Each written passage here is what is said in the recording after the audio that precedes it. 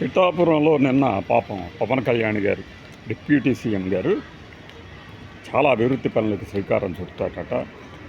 ఆ సందర్భంగా భవన నిర్మాణ కార్మికులు ఎవరైతే ఉన్నారో ఆయనకు పాపం వాళ్ళని కూలీలు అనే పదం వాడటానికి కూడా నిషేధించేశారు ఆయన శాఖలో. ఏం పెట్టారయ్యా పేరు అంటే శ్రామికులు. ఈ శ్రామికులు, భవన నిర్మాణ రంగ కార్మికులు కొంతమంది కలిసి నేతలు హామీలు అమలు చేసేలా చూడాలని కోరారట. దానికి ముందు ఒక గొప్ప మాట చెప్పారు పవన్ కళ్యాణ్ గారు. ఏంటయ్యా అంటే, ఆర్థిక సంక్షోభంలో ఉన్న మేము ఎన్నికల హామీల్ని అమలు చేస్తున్నాం అన్నారు. ఆయన అమలు చేస్తామన్న హామీలు ఏమిటో, అమలు చేస్తున్న హామీలు ఏమిటో అక్కడ ఉన్న వాళ్ళకి తెలుసు. కానీ భవన నిర్మాణ రంగ కార్మికులు, శ్రామికులు, ఆ నేతలు వాళ్ళు పాప షాక్ తిన్నారు. వాళ్ళు ఏమడిగారు?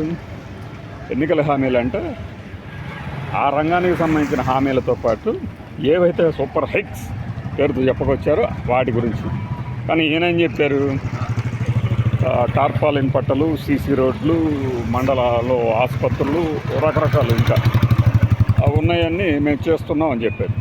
అది మనం అడిగేది ఒకటైతే చెప్పేది ఒకటిలాగా ఉంటుంది. మన హీరో, మన అభిమాన హీరో, మన ఉప ముఖ్యమంత్రి గారు అలా అన్నీ చేస్తున్నాం అన్న తర్వాత లేదు మీరు చేయట్లేదు అని అడిగే సాహసం, ధైర్యం ఎవరు చేస్తారు? పక్కకు లాగేస్తారు కదా.